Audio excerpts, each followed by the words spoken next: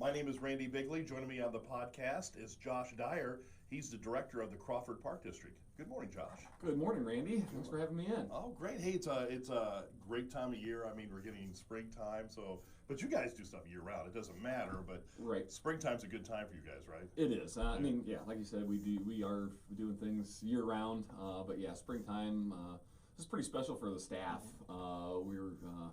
Staff-wise, we are all pretty much into reptiles and amphibians, and this is the time of awakening for the amphibian side of things, and so staff really likes to get out and we do a lot of vernal pool programs, the woodland swamps that people have in their woods behind their house, or you hear the frogs calling from the roadside ditches and different things, so yeah, we like to get out there and stomp into the swamps and catch salamanders and amphibians, amphibians with the kids and families that like to come to the programs. Vernal pools, they amaze me anyways, because the what's living in them, the habitat that lives in them, just lives for a short time, doesn't it? Yeah, it's a very it's a very short-lived thing. Because these places, most of them will typically be dry by 4th of July, end of July. Sure. So any animal, especially the amphibians, but any animal that's using them, they need to go through that their life processes before she dries up. Wow. So, yeah, sure. And then they can crawl out of the water and continue again. And some of them have really specialized ways of dealing with the drying. They have desiccation-resistant eggs or pupal stages that can withstand that drying period, and then they'll start again once they fill back up in the wintertime. Yeah, and then continue that process. So yeah, they're really amazing habitats that we really enjoy sharing with the public. Sure, and then you have a lot of programs. Plus, you have a lot of programs for all ages, don't you? We do. If you're, we like to say from 1 to 99, and even younger and older, whoever, if you can get out and come with us, we are more than happy to share a nature experience with you. Do you have anything coming up here in the near future? We do. One thing we always get questions about Easter egg hunts. We have a not your typical Easter egg hunt. It's called a high-tech GPS Easter egg hunt. Okay. So before the advent of cell phones, GPS units themselves were becoming pretty popular. So a good dozen years ago, well, we had purchased some through a grant with the community foundation. And so we have a set of GPS units that we can distribute to folks. So this GPS Easter egg hunt is on April 10th, Sunday, April 10th, 1 to 3 p.m. out at Low Park. Okay. So people can show up, but now they can use their iPhones or their smartphones if they would like, or they can borrow a GPS unit from us. And the premise is that it'll take you through Low Park. Okay. And you'll find an egg at that coordinate, and inside the egg is a clue. You answer the question and then move on to the next, and if you can go through, I think there's I want to say 8 to 10 eggs that you have to go find, and then you come back and you get a prize for that. So it's not your typical Easter egg hunt, but it's a way to because geocaching is pretty big. So we do have caches throughout the park as well, but so it's just kind of a modified geocaching Easter egg hunt. Sounds like fun though. It's always a good event. Of course, you always got to play with the weather a little bit, but you never know what spring's going to give you. Sure, right. What was it, 19 today, and it's going to be 70 tomorrow. Welcome to Ohio, right? Yep. So that's on Sunday, April 10th, from 1 to 3 out at Low Park. One other thing that we've partnered with Miss Lisa Smith. She's a 4th grade teacher at Colonel Crawford. Been partnering with her class for the last 6 years probably.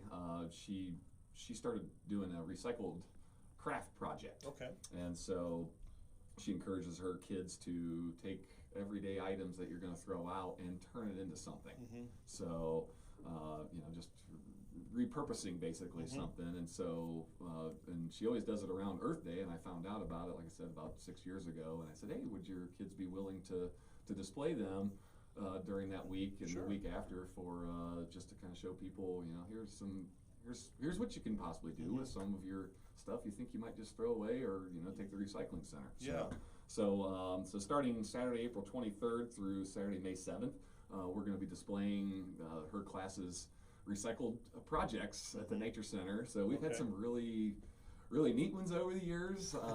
Kit made a chess set out of bottle caps and or a checker set out of bottle caps and a pizza box. Oh, cool. Okay. So you know the checkers pieces stuck right inside the pizza box, and then the checkerboard was on the top. So nice. Okay. Yeah, it was fun.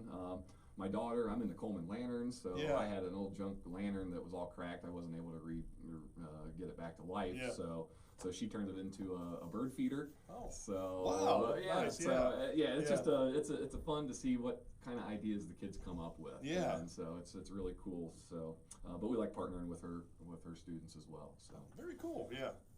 And of course, you know, spring wildflowers are always a fun thing. So we do have some wildflower hikes. Sunday, April 24th, out at Sears Woods, 3 p.m. There's going to be a wildflower hike.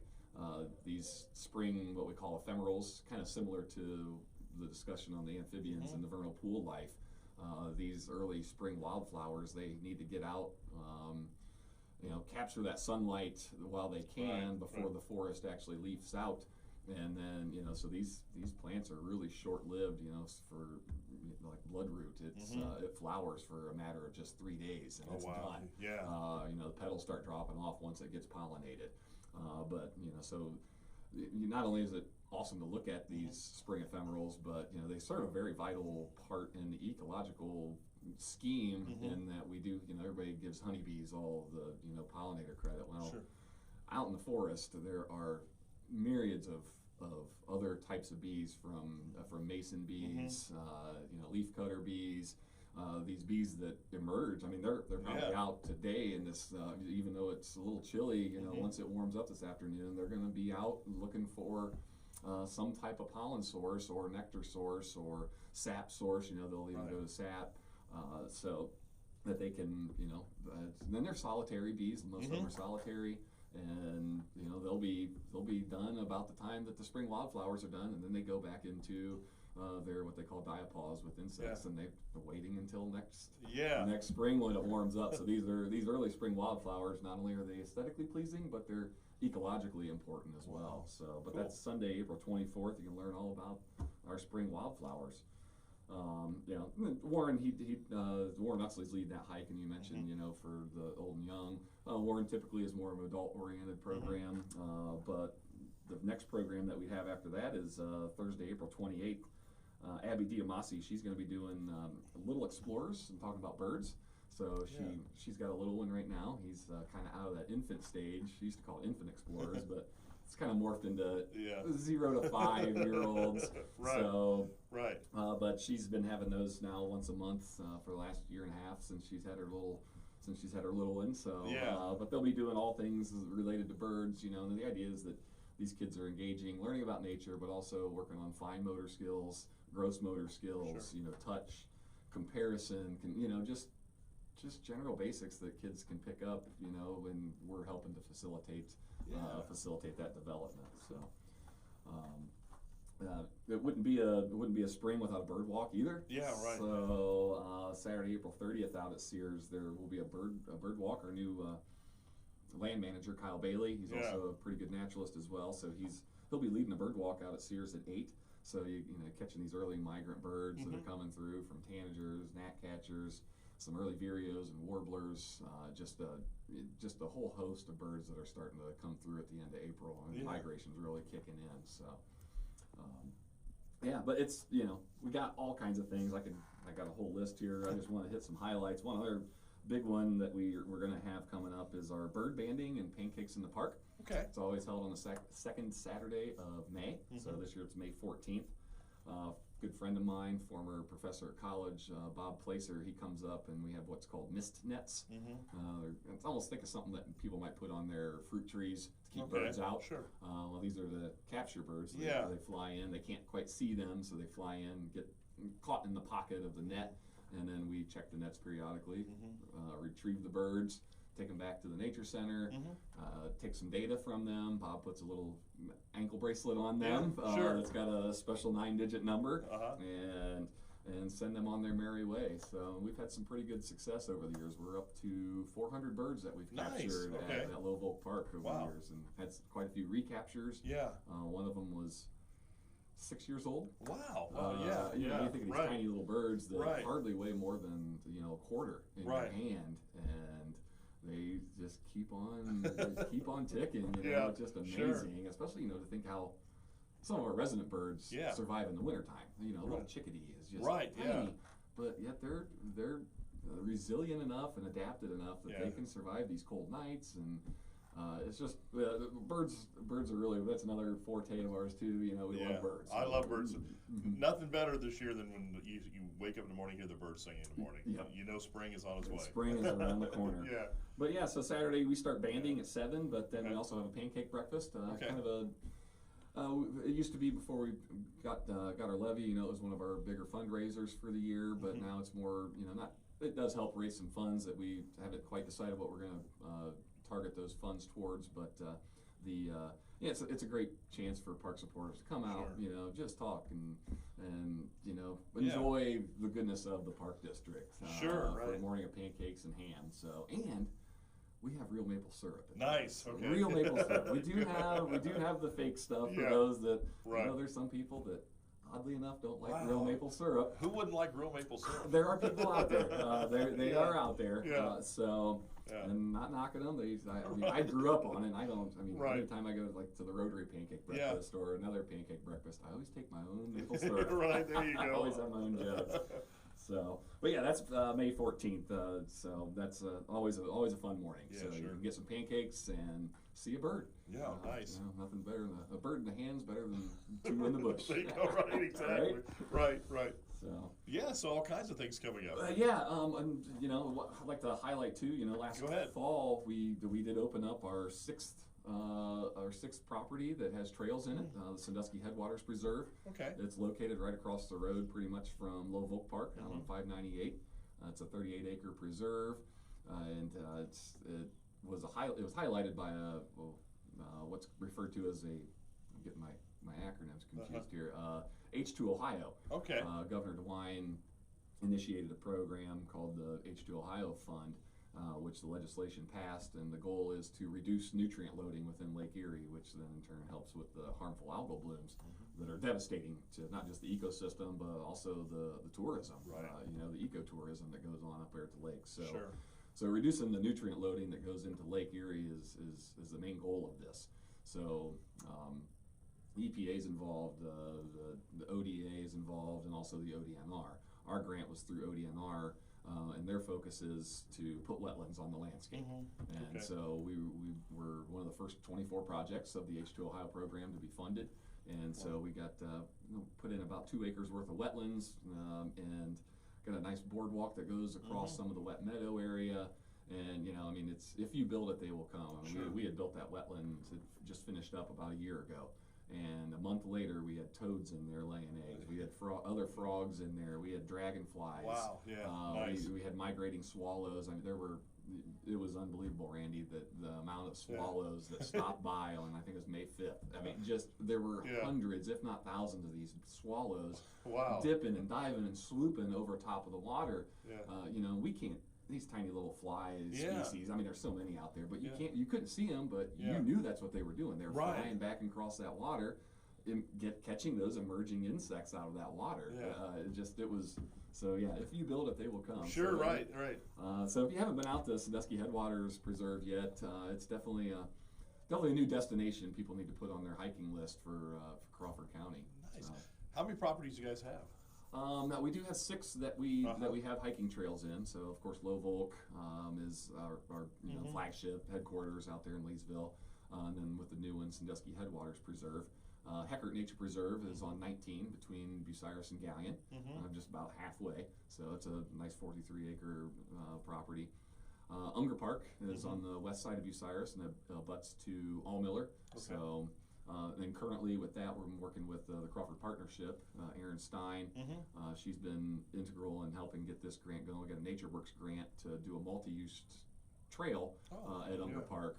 You know, it's kind of set up in a few phases, but the idea is that an asphalt path will then connect over to Allmiller for a nice, it'll be a really nice trail system that people can get on and walk for a while. You know, it's going to be safe. You know, it's accessible to town. So, you know, looking really forward to getting this project underway.